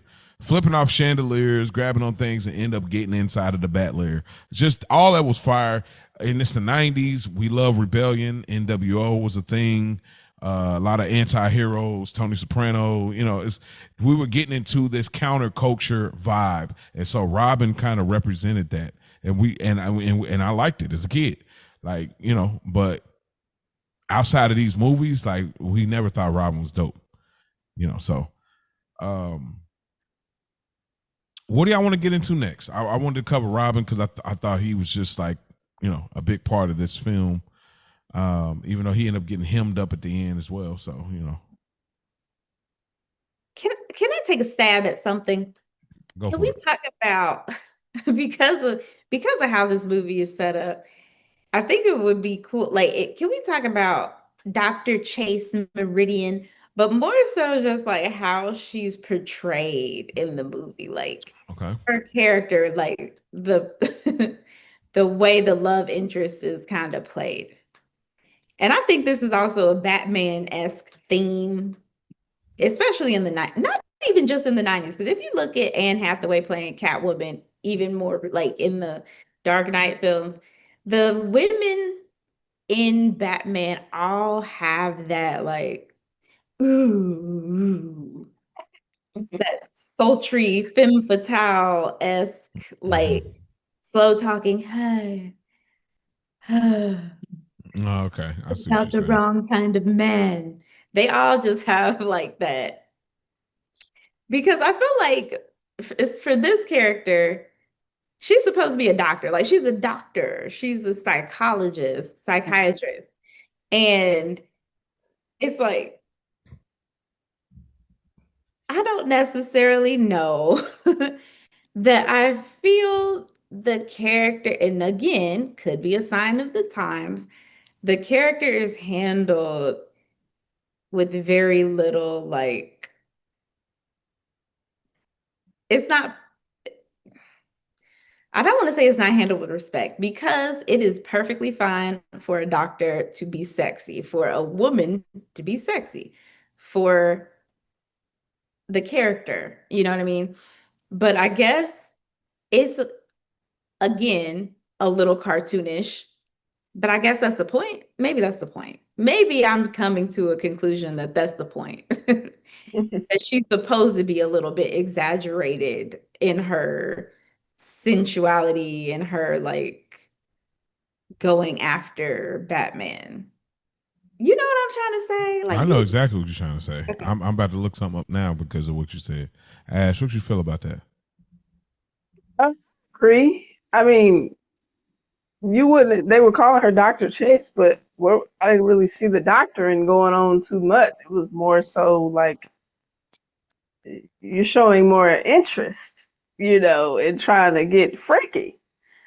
So girl ain't held with nothing on the case, girl, at all. I mean, just off the introduction, like that's how we're introduced into her, like sensual, like Mia said, all the things, like super intrigued with this mystery of Batman. And obviously as it kind of went on later in the movie, then she kind of started some questions, talking to Bruce, getting more drawn to Bruce over Batman. So then you kind of can see the progression a little bit, but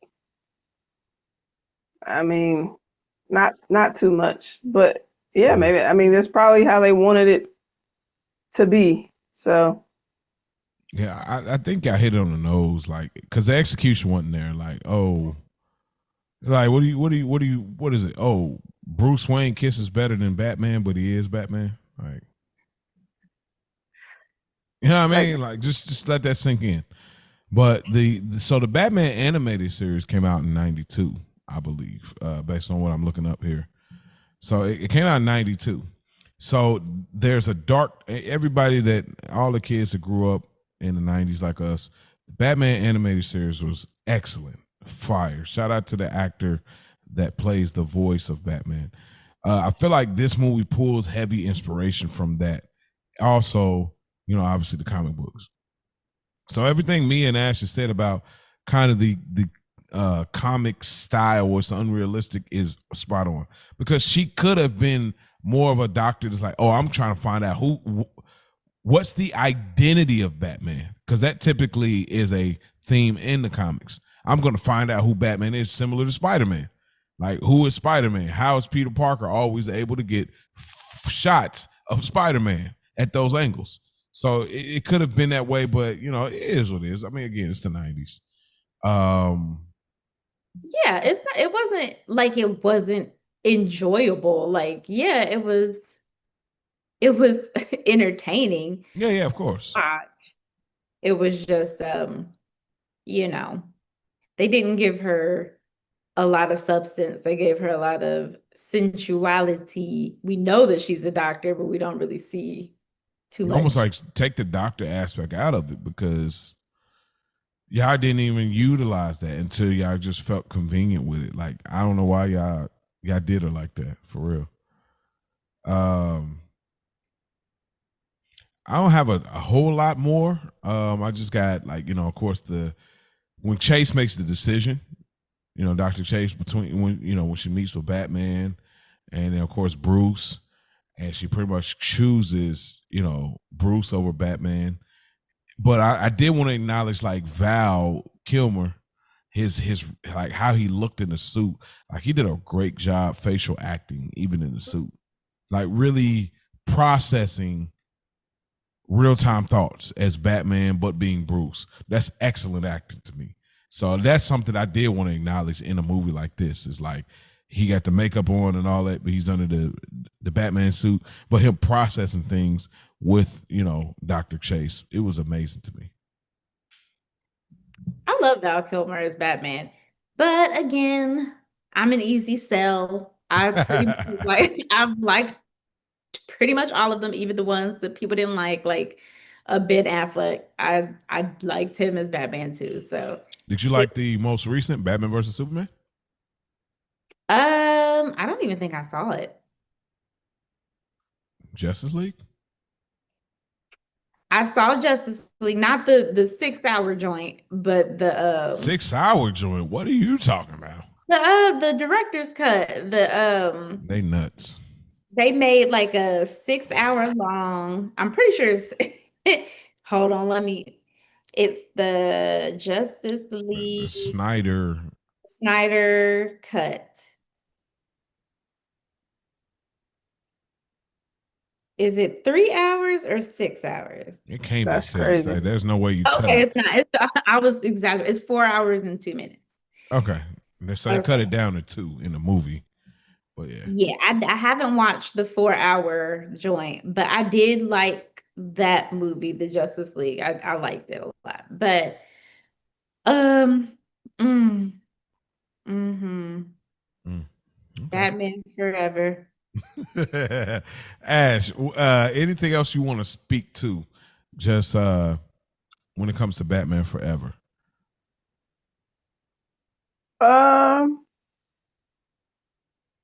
No. Let me ask this then. I'm gonna go a little random here for a second. Is this a good movie?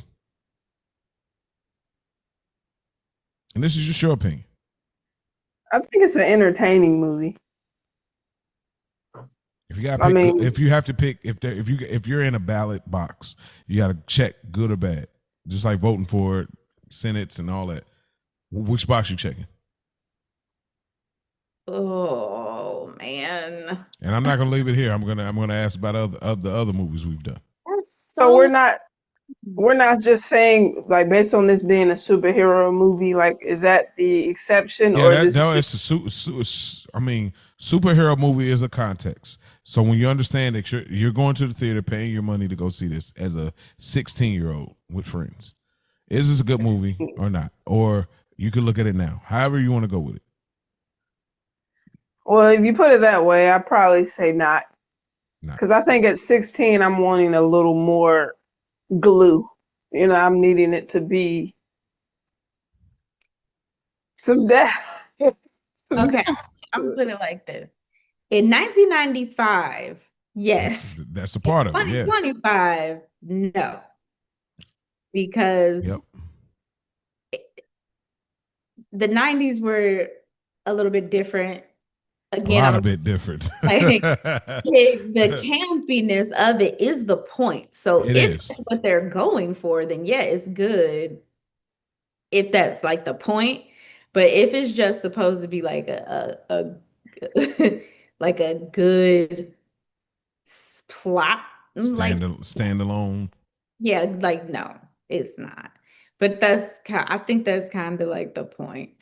I think I'm with me on that. I think when you put on your 1995 eyes, absolutely. Well, you said 16 too, so like I'm I mean, thinking. even if I'm 16 in 95, obviously I was 5 in 95. But I mean, the year, yeah, but if you're going off of the age, no, for me personally. But if I'm 16 and 95, I'm seeing this. I'm seeing Batman. I'm seeing the Batmobile. I'm seeing Dr. Chase. I'm seeing the kind of like the attractiveness there. I'm seeing Robin getting off fighting the people in the neon. You know what I'm saying? Like I'm seeing Alfred. I'm seeing the training. Yeah, in 95, yeah, absolutely, it's a good movie. In 2025, it's a little different. But we benefit from the fact that there's a lot of films that have transpired in 30 years. So yeah. Another random question here before we kind of get into our last sections of the film. There's been conversations and talks about we want to see more representation when it comes to hero movies and stuff like that, and there's been a conversation about a black James Bond, a black Superman. My question is, do y'all think we need that in superhero movies? And even specifically the second part of it, do we need, how would y'all feel about a black Batman?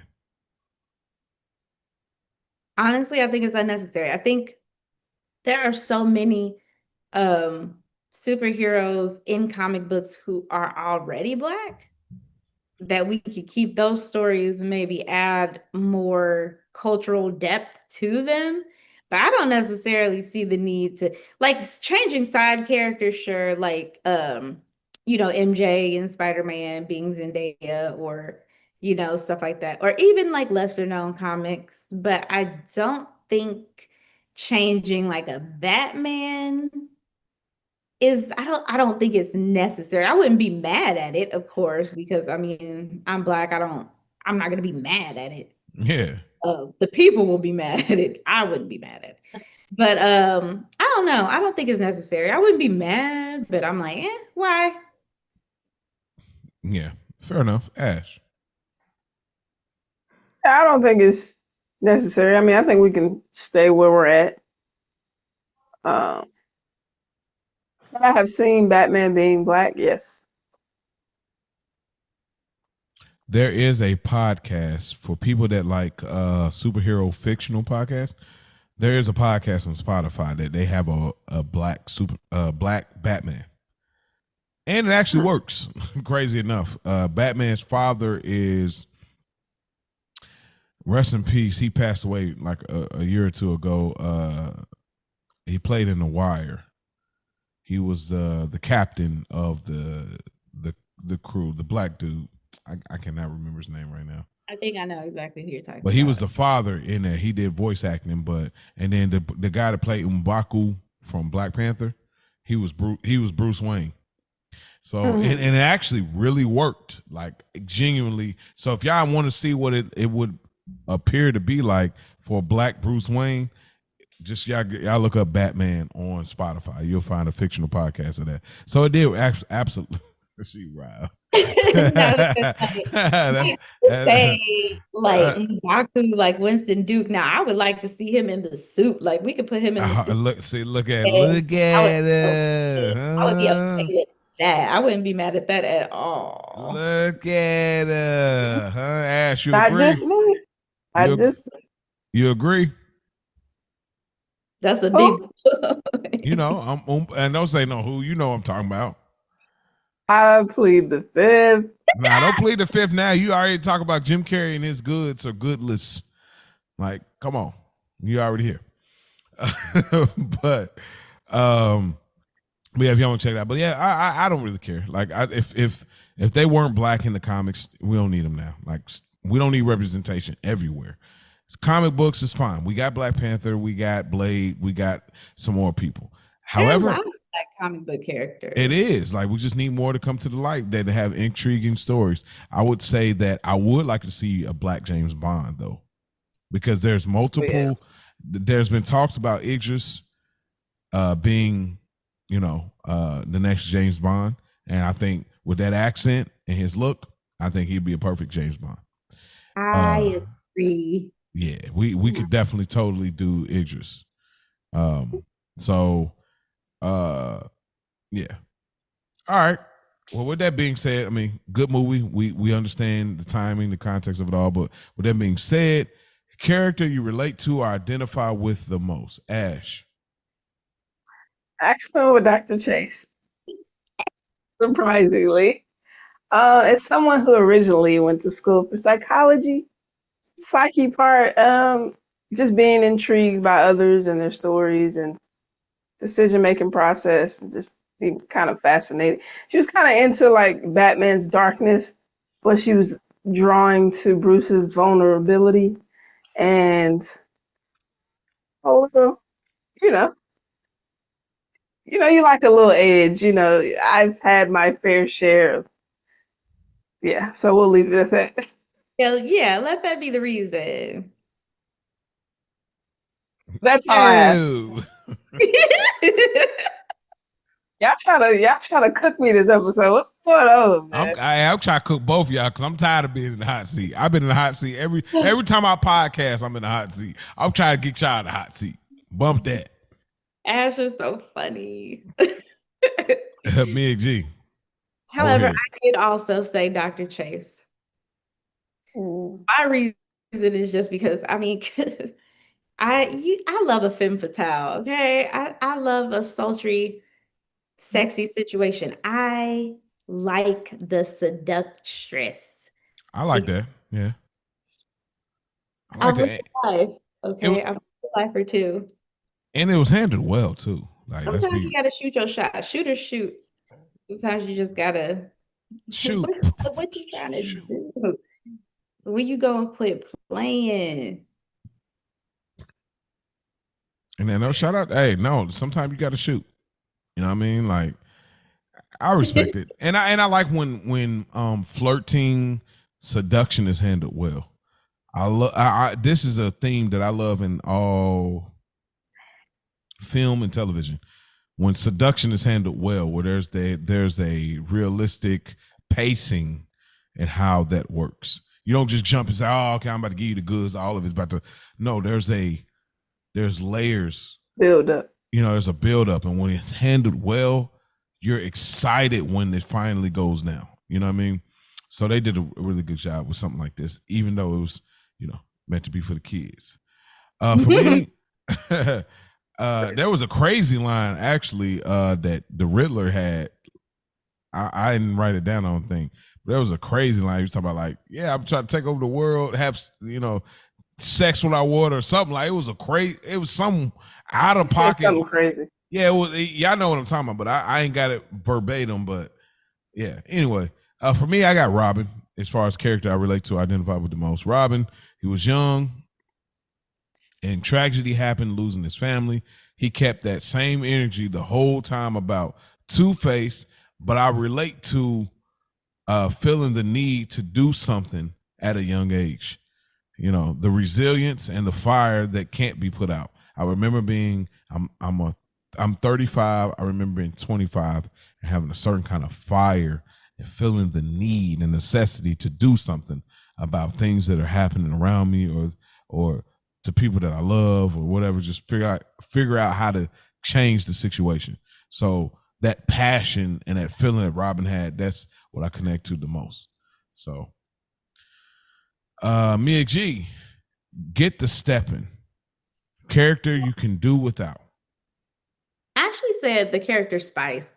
I don't feel like they utilized her a lot. They utilized Sugar, like when she was at the helping out Ed Nigma with the the little coup that they staged at that benefit to get Bruce Wayne's brain waves.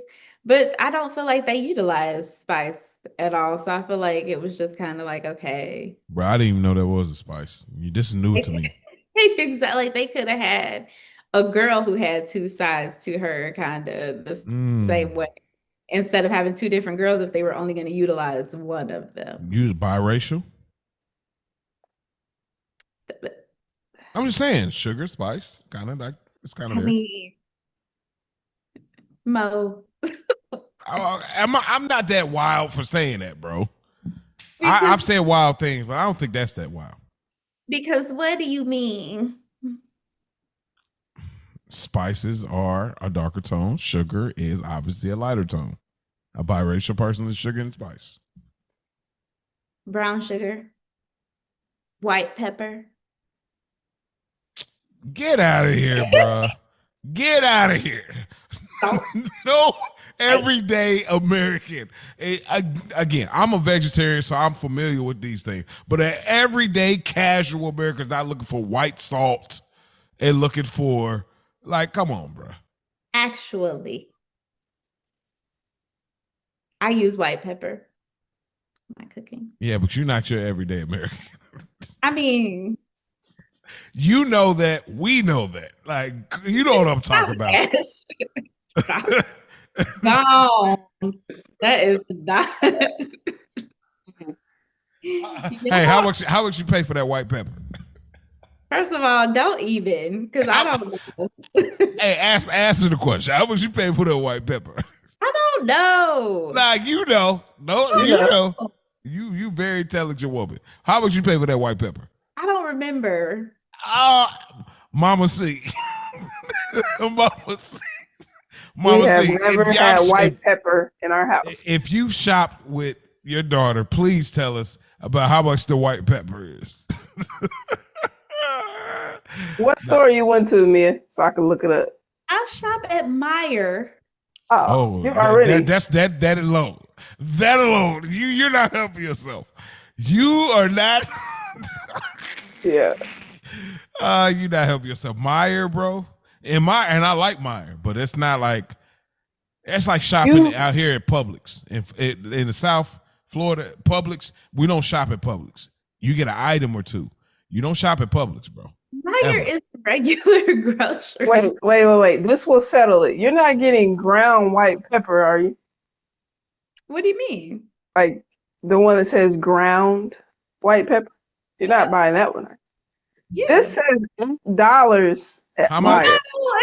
No, it ain't no $8. It was not $8, bro. Bro. Crazy, or she got that money. She definitely got that money. Y'all are crazy because there's no way it was $8. Definitely it is. You ain't count. There's no way. Yeah. Do you count? Do you? Who's counting? When you shop, do you actually count them? Like, what's the total gonna be? Hold on, y'all tripping. All right, show us what's up real quick. We'll get off your head for real. I just gotta know. First, okay, it was $5. Probably was on sale. It definitely on sale. Because it's the McCormick Gourmet Organic. Okay, McCormick, yeah. You're gonna $5. Y'all putting a lot on it. Ain't nobody get no $8. $5 is still a lot when you can get seasoning for $1, $2, but $5 ain't too bad. If you gonna go out your way to get something specific, it's gonna flavor your stuff a certain way, no doubt. But we love that social media. I forgot where we was going. Get to stepping. So Ash, did you just say your character? Have anybody? I just took it for what it was. I ain't put nobody. Mia? She said Spice. She said Spice. Okay. Me, I got Two-Face. Really? I like this character a lot. But this movie may suffer a bit because of the split villain concept. He was an excellent character, but I felt like he needed his own movie, similar to Spider-Man 3. You know, he wasn't bad. He didn't do anything wrong, but it's this weird thing where it's still Batman versus the Riddler. So we don't really need him. And then y'all didn't really lock in on Robin versus Two-Face. You know what I mean? Because it seemed like that's where they wanted to go. For whatever reason, that didn't happen. So for me, multiple enemies, unless you execute it properly, it can be a hard ride. So, but yeah, so for me, Two-Face. I'm mad at that. All right, lines that deserve to be slimed. Mia G. I really only had one because it was a lot going on and I forgot to write some of them down. But I had one from Dr. Chase when she said, "My life's an open book. You read." I thought that was fly. Facts. Talk that talk, Dr. Chase. Ash. Yeah, I just have 3. 2 coming from Alfred. He was a wise man. Mm-hmm. Broken wings mend in time, and young men with a mind of revenge need a little encouragement and they need guidance. And then the last one from Batman. I'm both Bruce Wayne and Batman, not because I have to be, but because I choose to be. I got that on there. I also have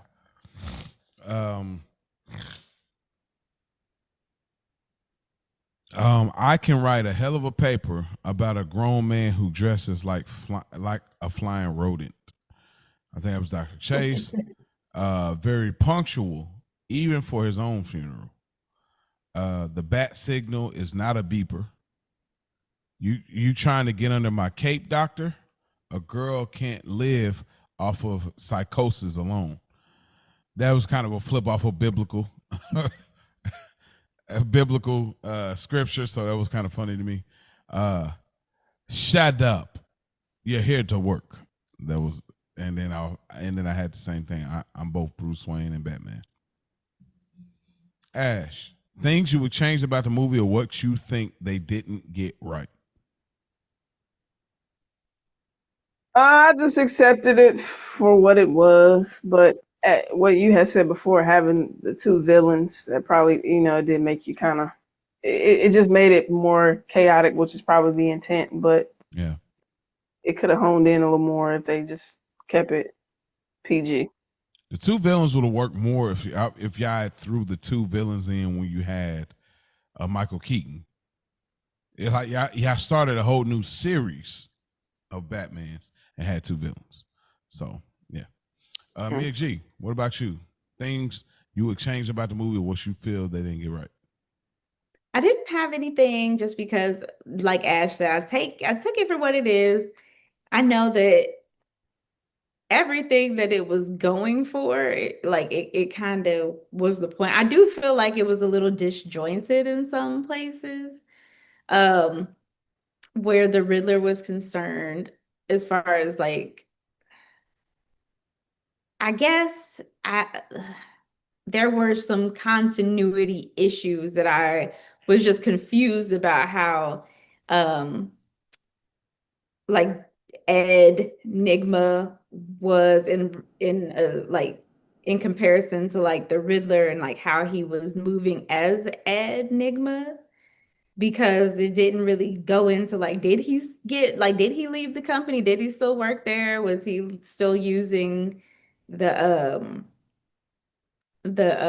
Wayne Enterprises company funds to do this product that Bruce Wayne said he didn't want to fund? Like, I was confused about like some continuity things, but I just feel like maybe this is not a movie you're supposed to take too seriously. So For sure. whatever, you just kind of go along for the ride. So it just is what it is. Yeah, I think you're spot on. I have a few things. So in the opening scene of Batman and the pedestrian are stuck in the safe. They eventually get out, but then he shoots his bat hook, for lack of better terms, and pretty much the bat hook holds the momentum of the safe that it weighs tons and lands inside of a building. That's cute, but nah. Nah, it don't work like that, bro. You shoot your little skinny, not even a rope, bro. Your little skinny string, and it moves the whole safe. And come on, bro, knock it off. You have, oh, and you know what? You always have something practical, and that just made me think of something else practical. Okay. So you know, like that scene where Enigma kills his boss and he like gets stuck with the little hat. I'm like, there's no way that the whole chair and his whole body would have been stuck just from that one little rope on the helmet. Facts. He would have still flew out the window and he just would have been hanging by his head. And so that was just like a thing. But again, continuity, Yeah, it's a comic book movie. you know, just, you know, we're not gonna ask too many questions. I'm with you. When Robin is drying his clothes, he's doing all this air karate and slinging water everywhere as Alfred watches. And this is supposed to be the early indicator that you know how to fight crime. Calm down, bro. Like all that, nobody dries clothes like this, bro. Bruce Wayne has a dryer. You doing all this extra to dry your clothes? Knock it off, bro. It didn't even look cool either. Like it when didn't I even saw look it, cool, bro. Like it's just like it was whack. But in the 90s, you gotta remember, in the 90s, that was cool than the mug. But like looking at it now, like this is bullshit.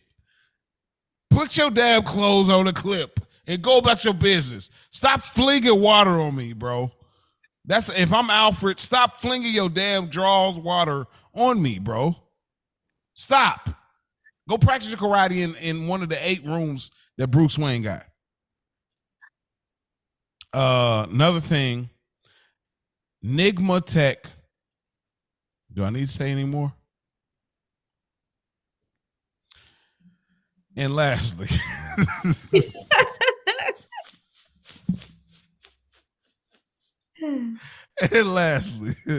y'all rewind 15 seconds. Hit the 15-second rewind if you can catch that. And lastly, the casting of Chris O'Donnell. I love him as Robin, but he just doesn't feel like this young boy, or even much younger than Bruce. However, in the sequel, they cast George Clooney, and the age difference resonates more. So they got him here, but he don't feel much younger. But it's kind of like Bruce is supposed to be kind of his OG, but it just don't resonate for me. That's the way they're trying to set it up. And then when they do the next movie, they recast Batman. So those are the 4 things that I had. Okay. Mia G, what's the moral of the story in your opinion?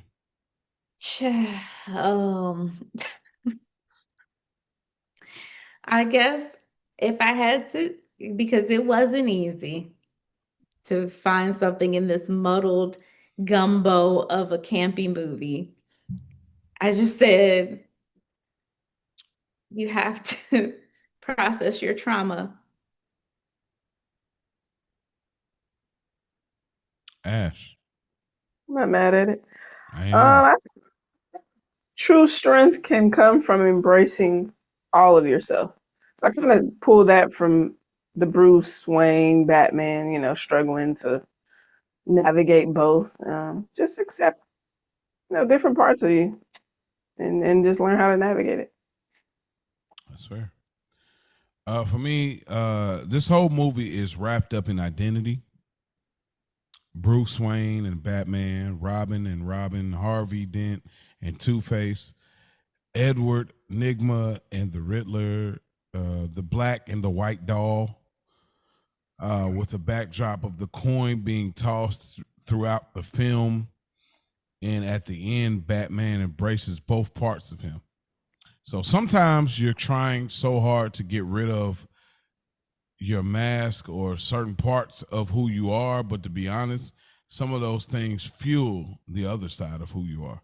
So the moral story for me is the identity connection. Like it's recognizing both sides of who you are and figuring out the harmony of how they work together. Because sometimes this side ain't always bad, this side ain't always good. But when you mesh them together, you can find the best version of yourself. Good one. Right on. With that being said, y'all know how we do. It's a little bit different. We got a lot of weeks in this month, 5 weeks in this month, I believe. So with that being said, we'll be getting into our TGIF episode.